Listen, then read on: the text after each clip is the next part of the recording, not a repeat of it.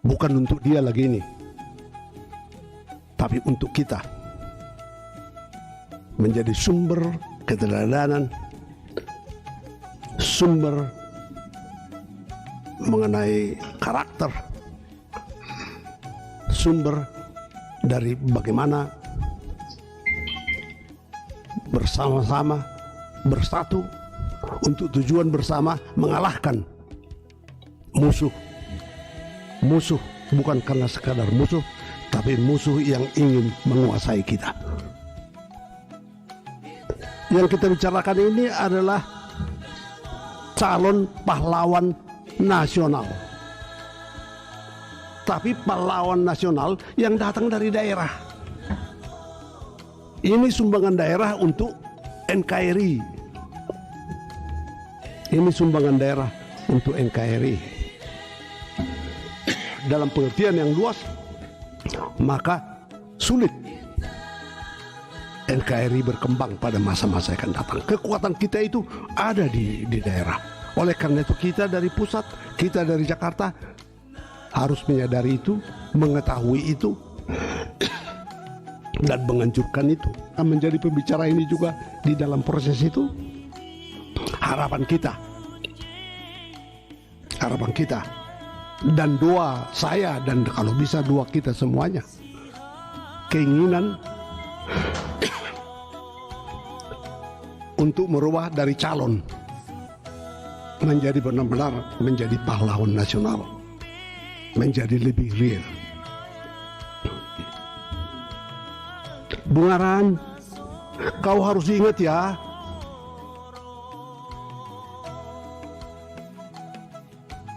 ada pemimpin kita dan ada keluarga kita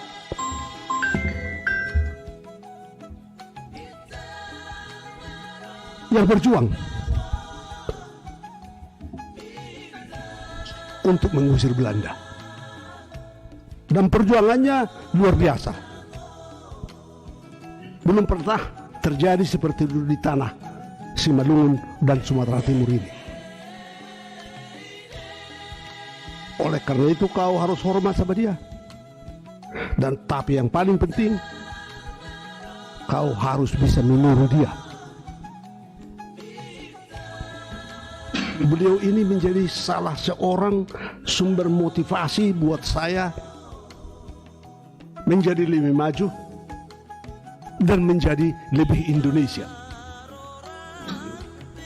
Dan menjadi bukan hanya lebih, memang Indonesia tuh begitu. Barangkali kalau status itu kita dapati, akan lebih banyak lagi adik-adik saya. Tidak hanya dari Simalungun, tapi dari daerah-daerah lain juga bisa itu menjadi sumber motivasi untuk bisa memperbaiki dirinya dan menyumbangkan dirinya untuk kemajuan bangsa dan negara kita ini. Buat anak-anak, motivasi buat anak-anak untuk bisa lebih maju lagi, lebih banyak menyumbang kepada bangsanya dan juga kepada negaranya. Ya, doa saya supaya Bapak Presiden mengabulkan permohonan kita ini. Tapi, dan ini datang dari budaya Simalungun, Habonaron Dobona. Kebenaran adalah permulaan dari segala sesuatunya.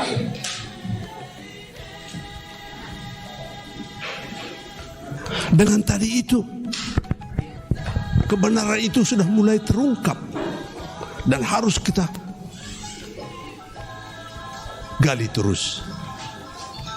Dan kebenaran itulah mutiara yang walaupun di lumpur itu akan tetap jadi mutiara. Ini bukan milik kita lagi. Ini adalah milik nasional. Kalau ini tidak dihormati secara nasional, maka yang rugi bukan kita. Yang kita adalah rugi adalah nasional. Sumbangan mengenai cara hidup, sumbangan mengenai cara berpikir, sumbangan mengenai cara bertindak, dan sumbangan mengenai bagaimana menjadi anggota masyarakat yang lebih besar.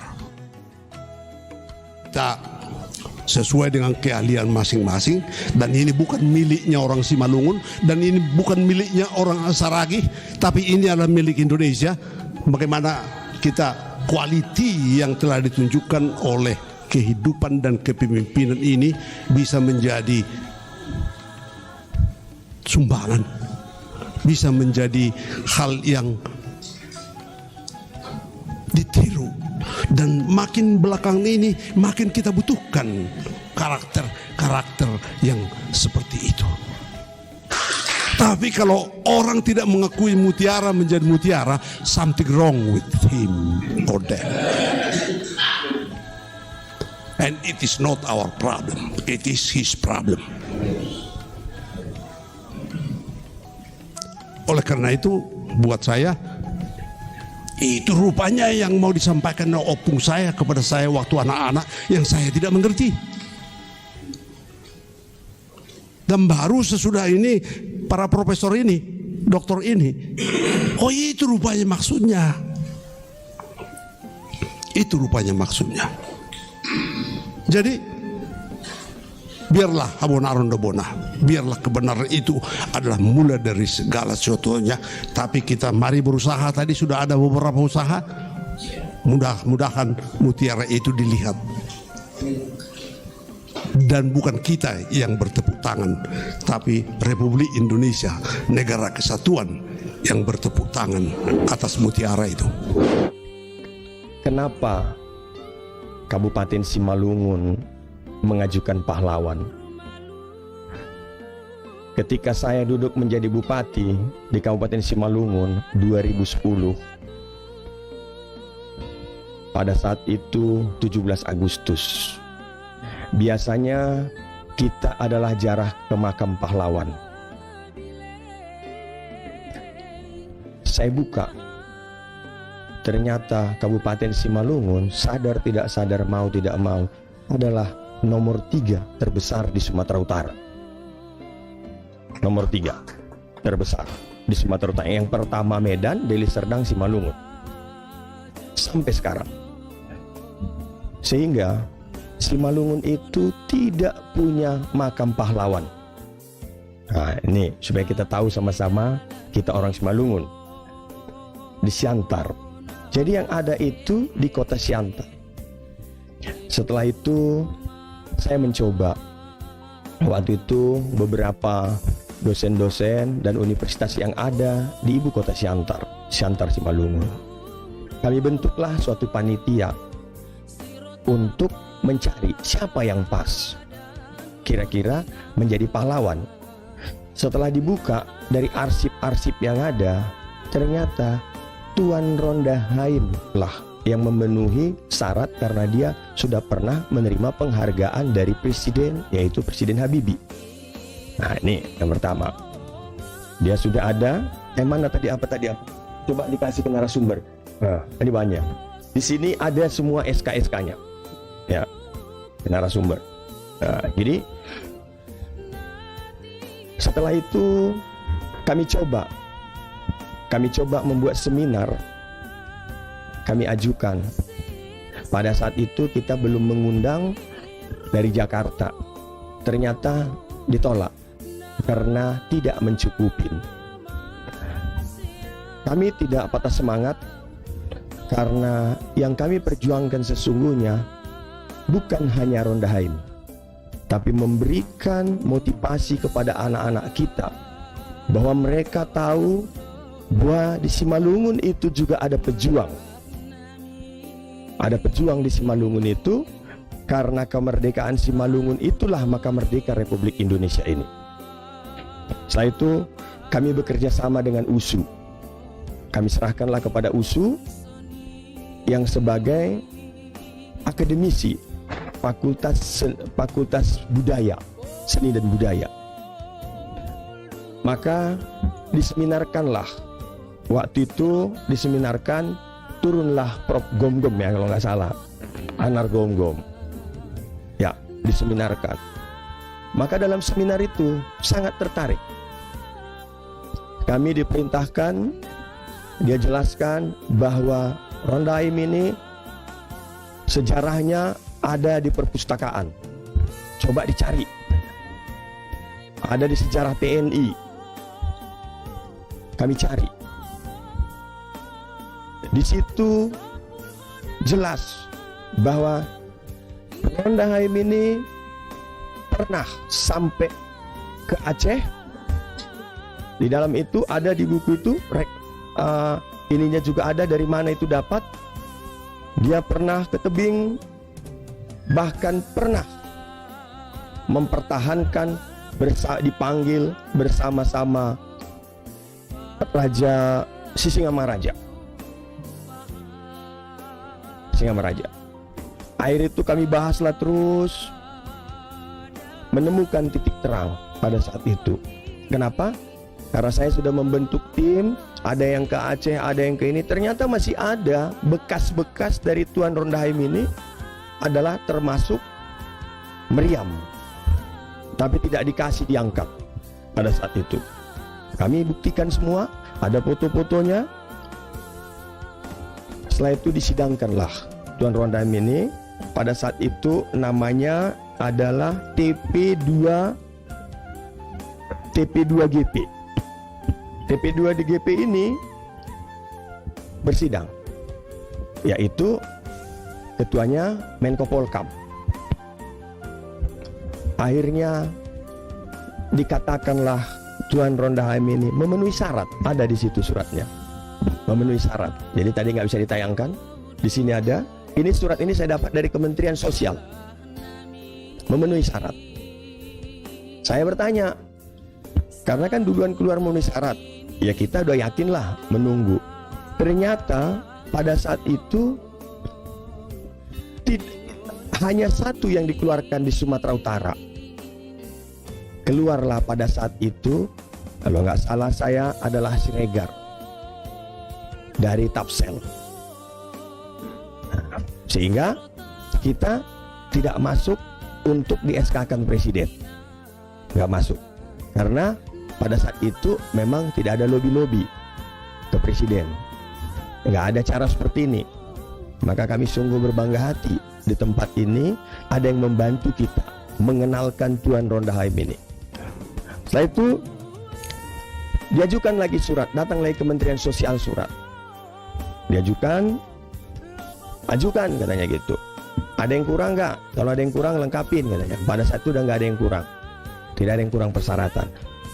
Tunjukkan ahli waris, kita tunjuk ahli waris. Sehingga sidang lagi sama TP2GP itu tahun 2023. Lolos, tetap dikatakan lolos. Ada di sini suratnya, memenuhi syarat, memenuhi syarat. Jadi secara ini dikatakan memenuhi syarat. Suratnya lengkap di situ dari kementerian. Nah, udah lengkap di situ, memenuhi syarat. Wah, kita sudah berbangga hati.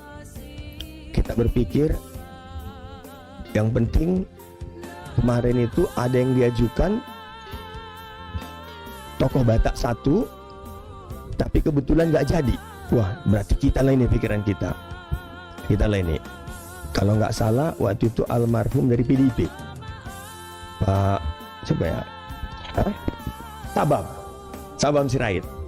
Itu yang diajukan. Tapi mereka belum sempat administrasinya, belum sempat. Jadi belum sempat buat kajian apa segala macam. Kita sudah mengharap, tapi belum waktunya, belum waktunya. Kenapa? Yang keluar pada saat itu adalah pada saat itu dibilang ya tahun depan lah katanya. Tahun depan lah katanya.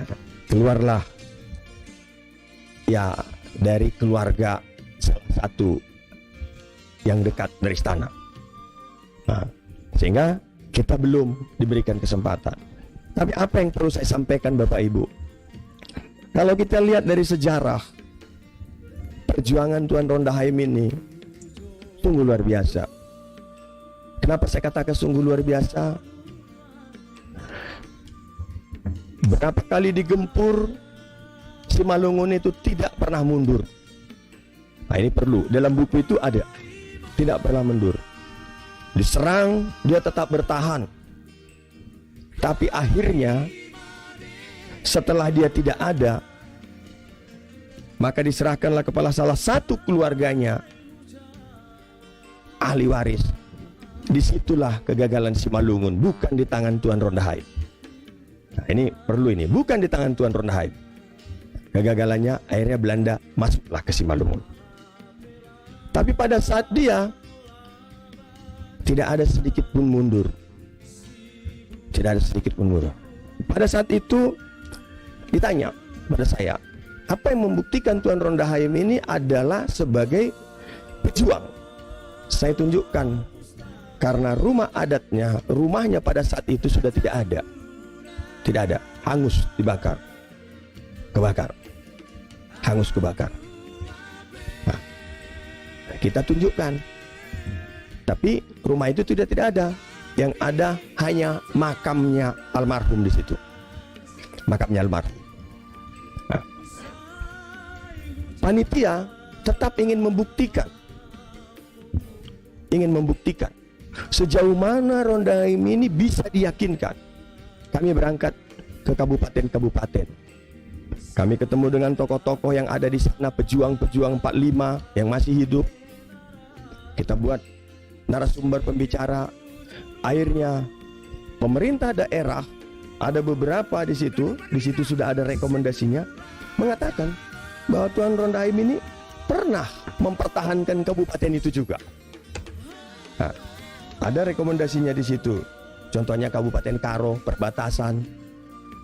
Mereka pernah bersama-sama.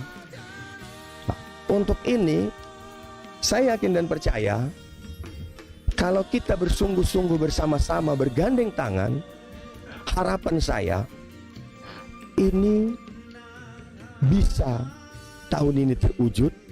Karena secara administrasi sudah dikatakan lengkap, tapi di sini ada Prof. Aswi tadi, kalau nggak salah saya, yang ahli sejarah juga, mungkin bisa juga nanti membaca, menelaah, memberikan saran dan masukan. Apa yang harus saya kerjakan, saya siap. Apa yang saya harus kerjakan, sekalipun saya sebenarnya tidak bupati lagi, tapi karena saya sudah mulai, saya tidak akan mundur. Apalagi ada dukungan dari narasumber yang ada di sebelah kiri saya. Nah, untuk itu sekali lagi saya nggak perlu berpanjang lebar di tempat ini, karena saya bukan sebagai narasumber. Saya hanya sebagai pengantar yang memberikan semangat kepada kita semua. Semoga semangat yang saya berikan ini bisa disambut baik, khususnya kepada narasumber. Begitu juga orang tua kita, Prof. Bungaran, dan ketua tokoh adat Simalungun, yaitu PMS yang ada dari Simalungun. Saya yakin ketika kita bersama-sama, ini bisa kita wujudkan impian ini. Bukan impian JR Saragih, tapi impian masyarakat Simalungun dan Siantar Simalungun. Kenapa? Kita merindukan di kabupaten-kabupaten lain sudah ada pahlawan. Kenapa Siantar Simalungun tidak ada? Tidak ada. Nah, untuk itu sekali lagi saya mengucapkan terima kasih buat narasumber, khususnya tuan rumah. Saya malu sebenarnya, harusnya saya tuan rumah ini. Harusnya saya. Tapi saya sudah dibantu, difasilitasin. Saya mengucapkan terima kasih, Bang. Kiranya hubungan kita tidak putus hanya dalam satu hari ini. Kita bisa berlanjut ke depan, dan saya siap khususnya tentang Rondahaib ini, apa-apa yang perlu kita siapkan, bagaimana jalan supaya ini bisa terwujud. Sekian dan terima kasih. Horas.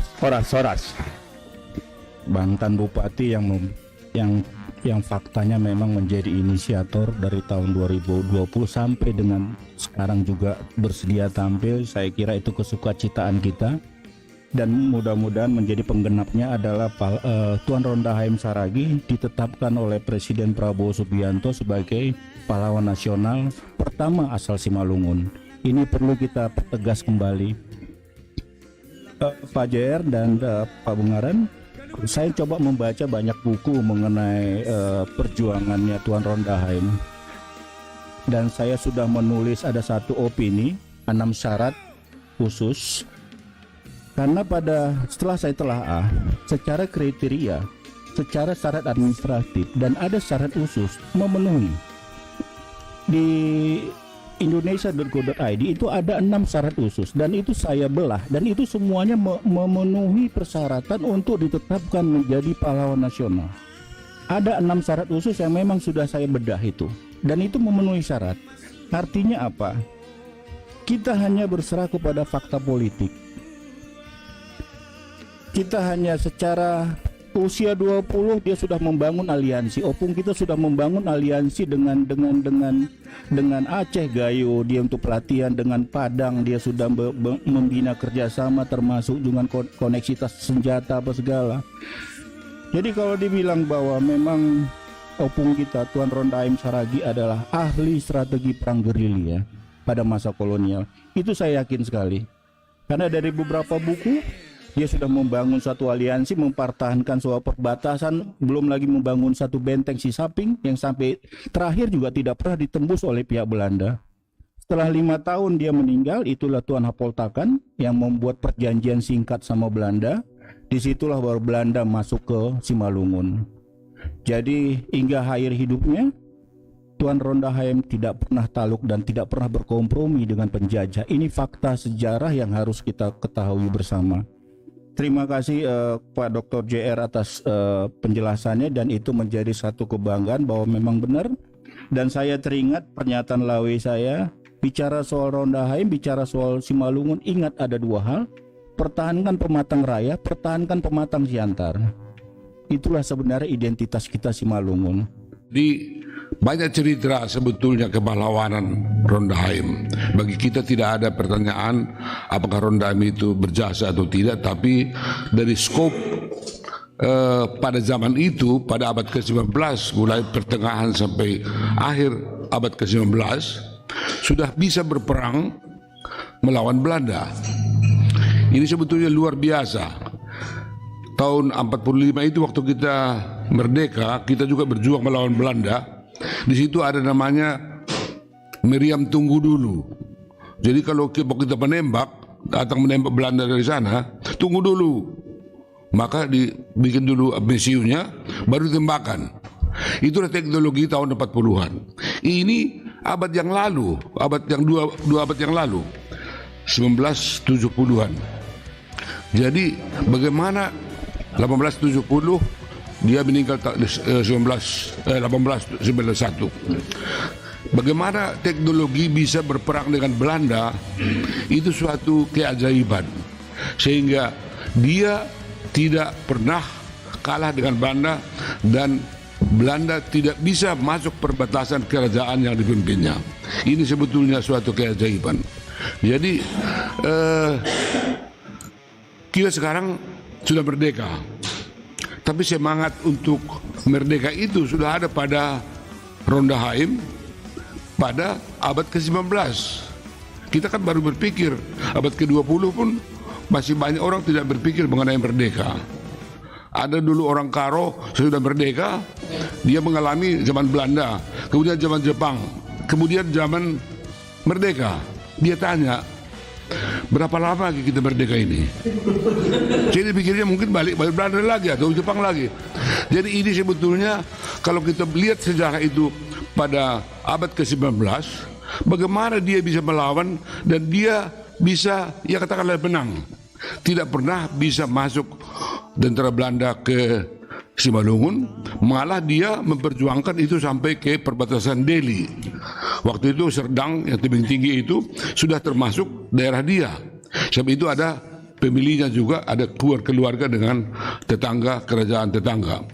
Jadi ini sebetulnya suatu keluar biasaan bagaimana bisa Rondaheim melawan Belanda pada waktu itu. Jadi kalau menurut saya tidak ada keraguan lagi untuk Rondaheim ini. Sekarang bagaimana kita strategi untuk membuat atau memenangkan Rondaheim menjadi pahlawan nasional? Sebenarnya seperti yang disebutkan oleh Profesor Bung Karan tadi itu, kita ini kan membangun NKRI ini bukan dari nol. Kita membangun itu dari kerajaan-kerajaan yang ada dulu. Dulu pemerintahan sebelum merdeka adalah kerajaan, tidak ada bentuk lain. Kalau ada yang bentuk lain itu mungkin suatu daerah yang katakanlah dulu pemerintahan yang seperti orang nomad di Eropa, tidak punya raja, tapi dia punya struktur adat yang bisa juga mengatur masyarakat di tempat itu. Tapi kerajaan adalah suatu pemerintahan yang mempunyai batas kerajaan, batas penduduk, jumlah penduduk tertentu dan sebagainya. Itulah kerajaan-kerajaan di Indonesia. Dan cikal bakal Indonesia itu adalah kerajaan-kerajaan itu. Kita sudah tahu memerintah, sudah tahu kita bagaimana membuat rakyat makmur, dari raja-raja yang dulu, dari kerajaan Sriwijaya, Majapahit sampai kerajaan pada abad ke-20, dan itu berhasil. Kalau tanpa itu sebenarnya kita tidak bisa membangun negara kesatuan Republik Indonesia. Ini sebetulnya yang saya lihat pada Ronda Haim, bagaimana dia sudah mempunyai ide, bagaimana sikap terhadap Belanda. Sebab sudah ada beberapa kerajaan di sekitar kerajaan Simalungun waktu itu yang sudah bekerjasama dengan Belanda, sudah masuk perkebunan, sudah masuk macam-macam industri dari Belanda, tapi kerajaan raya dia tetap bertahan, tidak boleh. Nah ini kan satu sikap sebetulnya sudah melihat kira-kira 130 tahun atau katakanlah dulu 100 tahun ke depan, 1871 sampai 1945 itu hampir 100 tahun. Jadi visionernya Ronda Haim itu harus kita sebetulnya hargai. Jadi kembali kepada kerajaan-kerajaan tadi itu, kalau NKRI ini dibentuk atas dasar kerajaan-kerajaan, sekarang kan Pak Jokowi merangsang juga supaya kerajaan-kerajaan yang dulu itu diperlihatkan kembali. Inilah kami dulu, inilah asal muasal kami menjadi negara kesatuan Republik Indonesia. Makanya banyak kerajaan-kerajaan sekarang kumpul bikin seminar membahas bagaimana kejayaan kerajaan dulu, sebab itu sudah dasar kita untuk membangun NKRI. Bukan dari Tiongkok atau dari Arab atau dari Amerika kita membangun NKRI, tapi dari kita sendiri. Nah ini sebetulnya yang harus diapakan, sehingga pada zaman Ronda Haim itu dia sudah melihat ini lebih dulu daripada kita, lebih dahulu daripada pejuang Sumpah Pemuda 1928. Jadi ini sebetulnya menurut saya luar biasa yang harus kita hargai. Jadi karena kerajaan-kerajaan yang terbentuk itu adalah dari daerah-daerah, maka sebetulnya tidak boleh ada diskriminasi. Semuanya kita berjuang, tiap suku, tiap daerah, tiap kerajaan, tiap gerakan ada di daerah. Itulah dulu cikal bakal kemerdekaan Indonesia ini. Jadi kalau itunya, janganlah pula dari Simalungun tidak ada pahlawan nasional. Lain kalau memang tidak ada, tapi adanya, tapi harus artinya seimbang lah. Harus kita dukung juga Ronda Haim jadi pahlawan nasional. Yang pahlawan itu bukan Ronda Haim nanti, tapi Anda adalah yang berpikir yang menjadi pahlawan. Kalau Ronda Haim sudah meninggal dia. Walaupun Ronda Haim itu dari banyak pahlawan, dia tidak kalah. Kebanyakan pahlawan itu adalah ditembak Belanda mati. Orang kasihan yang melihat dia dan keluarganya, dia diangkat jadi pahlawan atas penghargaan karena nyawanya pun sudah dikorbankannya. Tapi ada juga pahlawan yang tidak meninggal, tidak kalah dengan Belanda, tetap hidup sampai dia tua. Dan satu sebagai catatan, sesudah Ronda Haim meninggal, barulah sebenarnya pada awal abad ke-20, ini harus kita tahu juga sebetulnya ini, barulah sebetulnya resmi Indonesia melalui kerajaan-kerajaan Indonesia menjadi jajahan Belanda. Sebelumnya tidak. VOC itu bukan penjajah, mereka hanya berdagang di sini. Tapi waktu 1905 mulai terjadilah kontrak penyerahan kedaulatan dari kerajaan-kerajaan di Indonesia termasuk di Jawa dan Kalimantan menjadi resmi tunduk di bawah Raja Wilhelmina. Kalau kita lihat teksnya itu, dengan ini saya menyatakan bahwa saya tunduk kepada Raja Wilhelmina, itu ditandatangani oleh anaknya Rondaheim, yaitu opung saya, itu Tuan Semayan namanya. Itu diteken, ada masih dokumennya. Jadi kalau di Simalungun, ataulah kalau pengertian di Jawa, tapi di Jawa pun sama. Kita dijajah Belanda itu baru 35 tahun. 1905 atau 1907 sampai 1942 sudah datang Jepang. Jadi sebelumnya kita hanya berdagang dengan Belanda. Memang mereka menguasai ekonomi sehingga kita tunduk dengan macam-macam perintahnya. Jadi inilah sebagai catatan dari saya. Mudah-mudahan pertemuan kita ini dapat menjadi catatan penting untuk negara kita, untuk politisi kita, dan untuk para ahli-ahli yang ada di sini dalam ilmu sejarah. Gitu, ya. Rondaheim sudah mulai melakukan perlawanan. Tapi sebelumnya Rondaheim mencoba mengadakan negosiasi dengan pejuang-pejuang yang lain, termasuk dari Gayo. Ya, orang Gayo ini diundang oleh Rondaheim ke Simalungun untuk melatih tentara. Ya. Melatih tentara yang namanya ada, kita kenal juga kampungnya Huta Arut ya, Hati Urat ya. Itu orang Gayo dulu tinggal di situ. Mereka itu melatih orang-orang Simalungun untuk melakukan perlawanan. Nah, selain daripada itu, yang tidak kalah pentingnya adalah bagaimana beliau itu mendapatkan senjata. Ya, itu dari Malaysia. Ya, ketika Belanda masuk ke Pantai Cermin, itu dihadang oleh Rondaheim. Ya, dia pakai kuda nih. Kudanya nggak bilang-bilang sama saya kuda apa ya, gitu kan. Ya, artinya dia naik kuda, ya siapkan senjata untuk menghadang Belanda dari darat ke lautan. Jadi itu sebabnya sehingga kami menulis buku ini, bukunya pun dulu sebutkan inilah Merdeka Sampai Mati. Artinya bahwa nggak ada Belanda yang masuk ke Simalungun, nggak berhasil. Apapun dilakukannya nggak berhasil. Ya, itu apa artinya? Bahwa ternyata taktik dan strategi yang dimiliki ya Rondaheim itu tidak mampu dihadapi oleh kolonial. Ya, berarti bahwa tidak sembarangan lah ya Rondaheim ini, strateginya cukup ya mumpuni ya untuk melakukan perlawanan. Kalau setelah dia ada itu lagi persoalan ya. Ya. Jadi menurut saya di sini ada beberapa tempat pertempuran yang sudah dicantumkan di slide.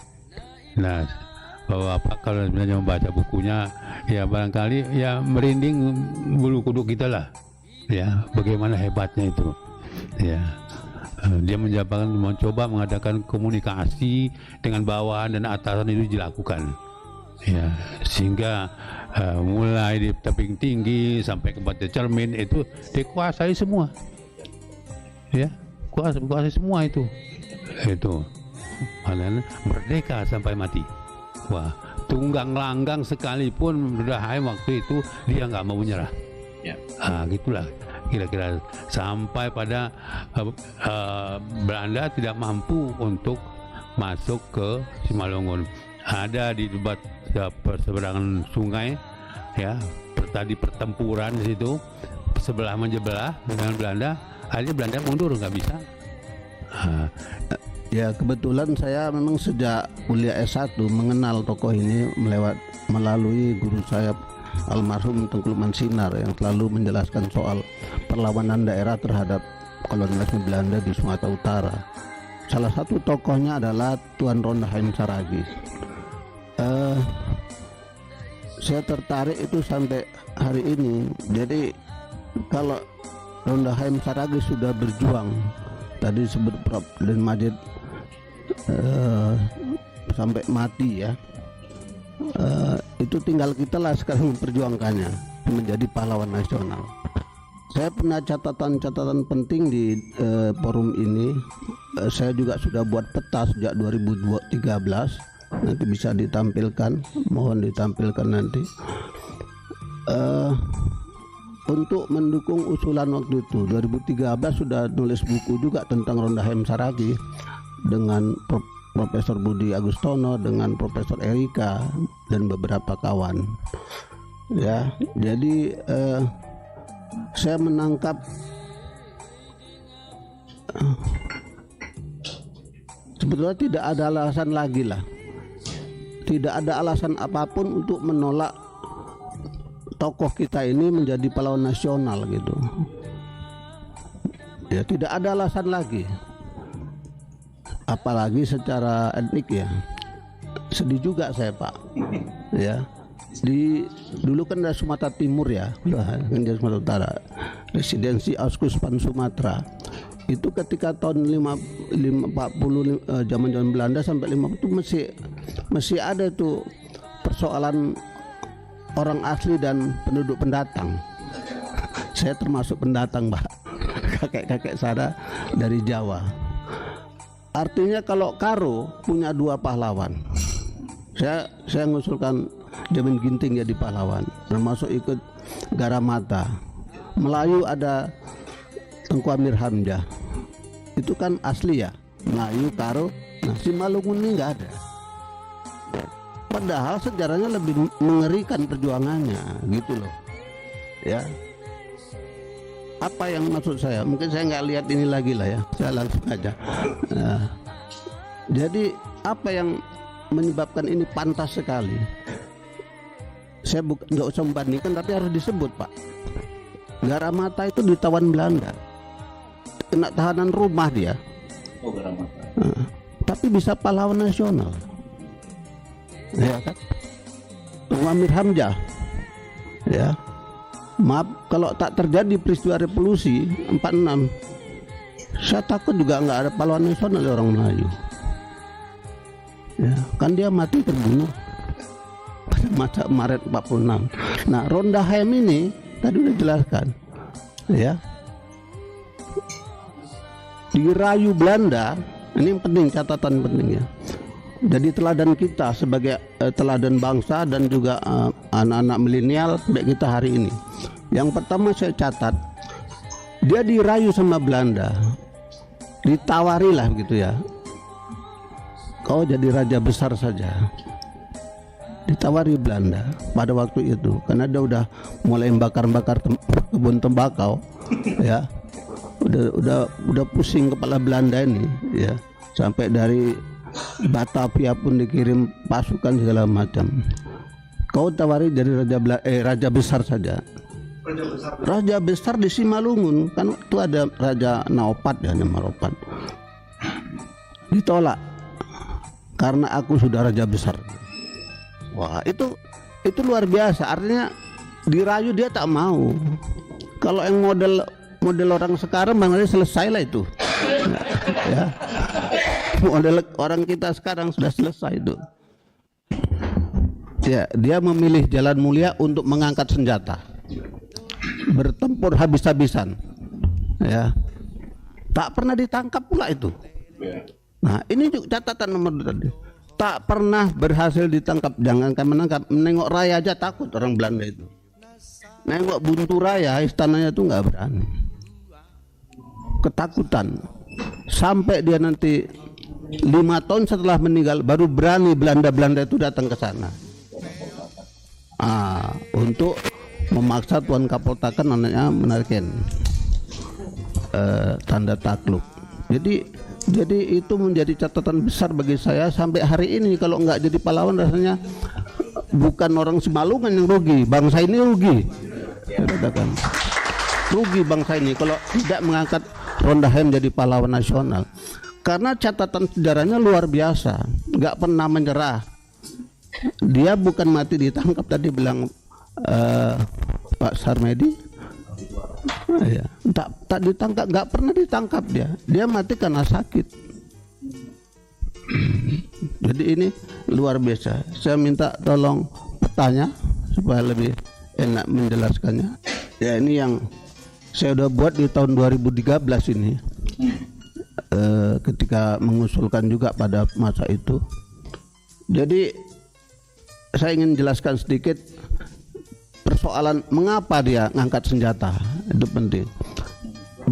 Mengapa dia mengangkat senjata melawan Belanda? Nah, di dalam beberapa literasi, ya, saya melihat persoalannya kok remeh sekali gitu. Persoalan keluarga. Tengku Muhammad Nurdin yang menjadi saudara dengan beliau itu dimakzulkan oleh Belanda lewat Sultan Delhi, ditangkap, dipenjara di Belanda. Terus gara-gara itulah Ronda Haim marah menyerang. Enggak seperti itu.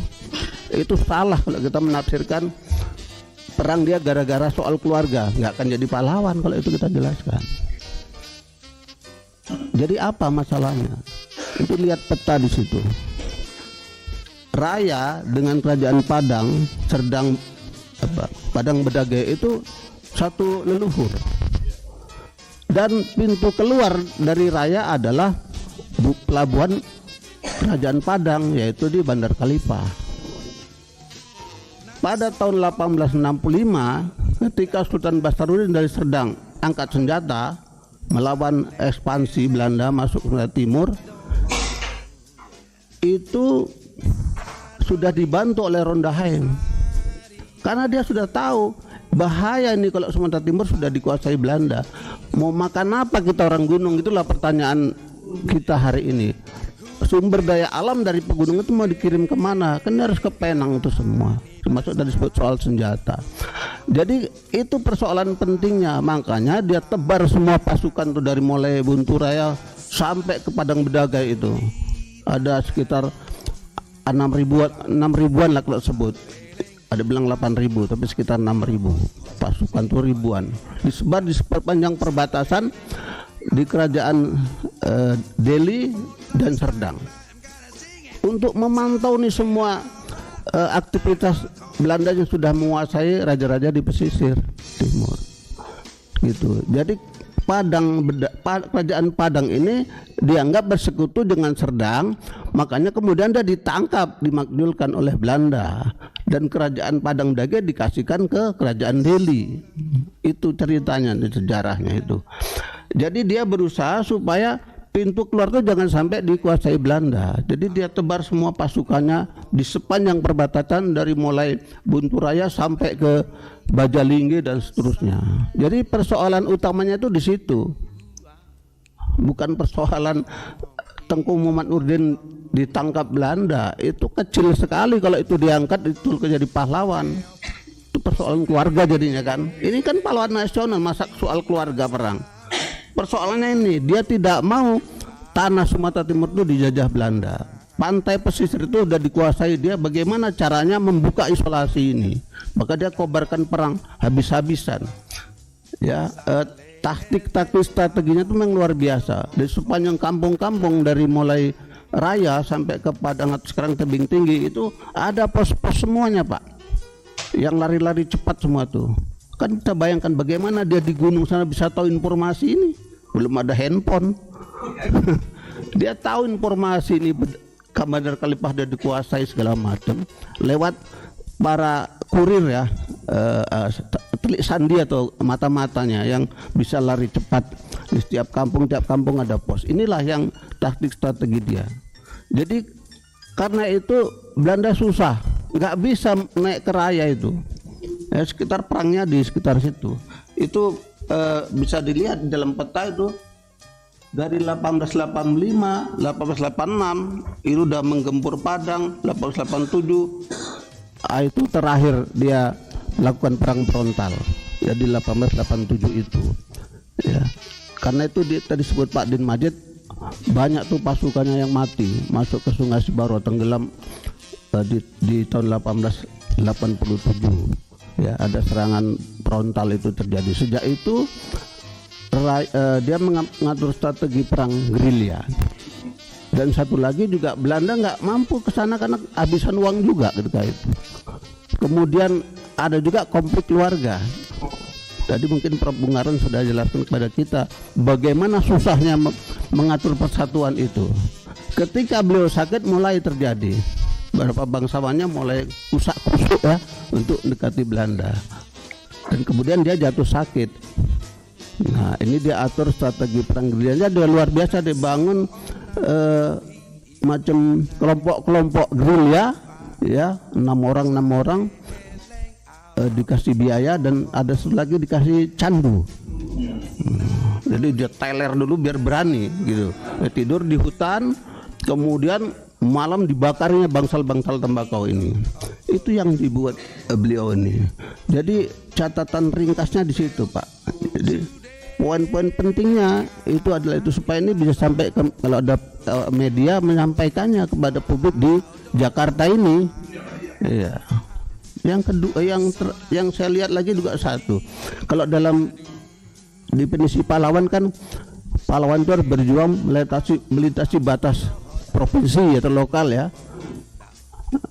Singaraja itu nggak pernah sampai Medan dia, Pak, pahlawan nasional. Garamato juga sekitar Karo aja, pahlawan nasional. Nah kalau ini mau ditarik ke sana ya kacau. Ya, dia juga cuman di sampai Bajalinggi, Pagurawan naik lagi. Tapi bukan itu intinya. Tingkah laku Rondahem Saragi, tindakan kepahlawan beliau, aksi dia mengobarkan perang itu sampai bikin pusing bukan pejabat Belanda di Padang Tebing Tinggi, bukan hanya di Medan, bukan hanya di Batavia, tapi juga di Den Haag. Menteri penjajah koloni ya, menteri itu selama 3 tahun berturut-turut 1885 sampai 1888 membicarakan soal tingkah Rondahem Saragi ini. Bukan cuma sampai Jawa ini, sampai Belanda. Jadi bukan soal lintas provinsi lagi, lintas benua sampai Eropa sana. Tindakan beliau ini luar biasa kan? Makanya kenapa nggak jadi pahlawan? Kesal saya itu. Saya orang Jawa di sana, tahu saya sejarah Sumatera Utara ini. Ada orang ditangkap, dikurung jadi pahlawan. Ini nggak pernah nyerah. Diajak berunding pun dia tak mau. Nah, jadi konsisten ya dalam perjuangan tanpa kompromi. Tadilah merdeka sampai mati. Itu yang dia buat. Saya pikir itu catatan saya, tidak usah panjang-panjang. Kalau mau diskusi nanti silakan.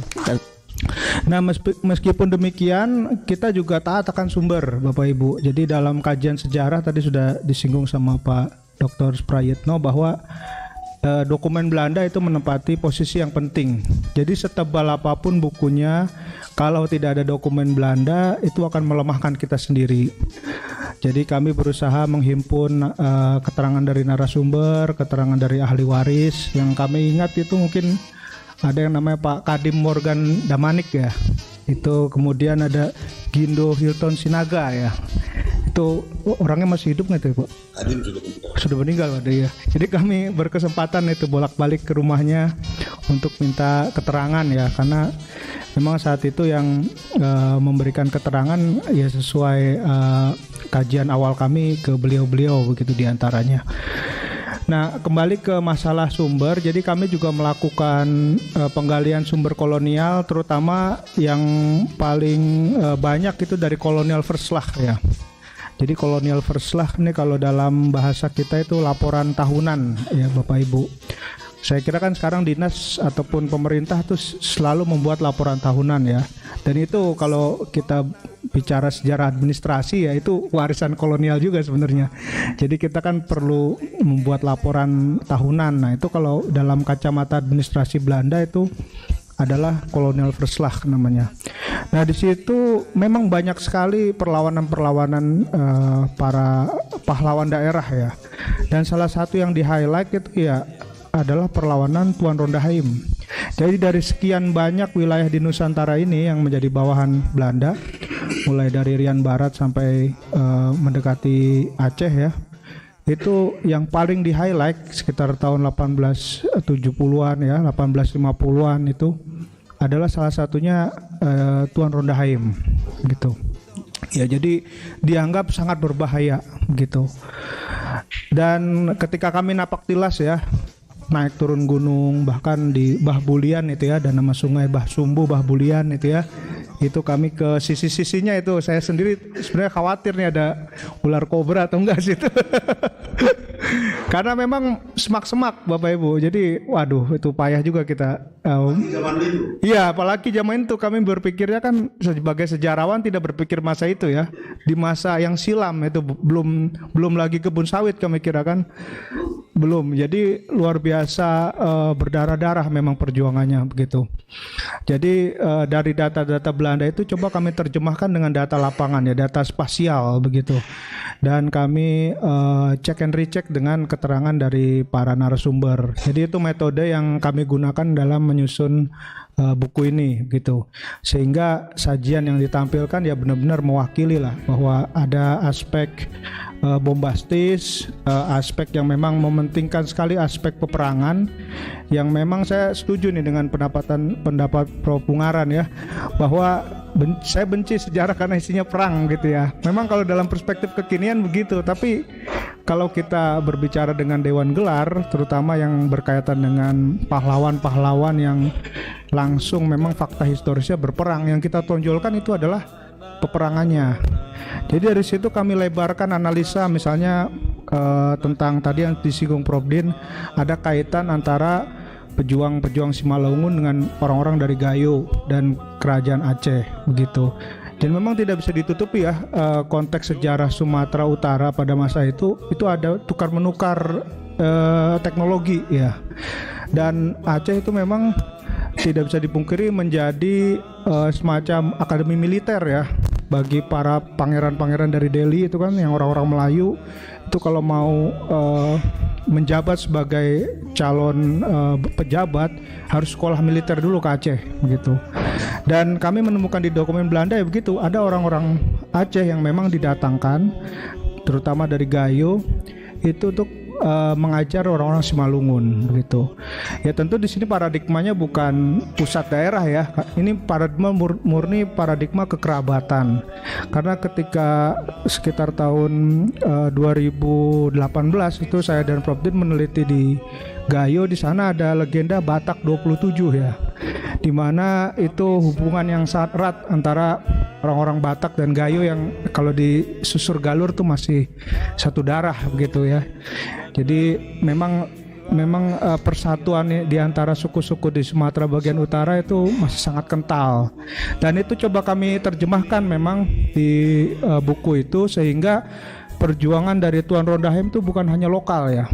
Jadi bukan hanya lokal, dan itu menjangkau ke hampir sebagian besar Sumatera Utara begitu. Termasuk tadi sudah disinggung misalnya pembakaran, sabotase, kebun, membakar gudang, itu memang benar dilakukan Bapak Ibu. Jadi meskipun skalanya kecil ya, tapi ketakutan Belanda itu sangat besar sekali.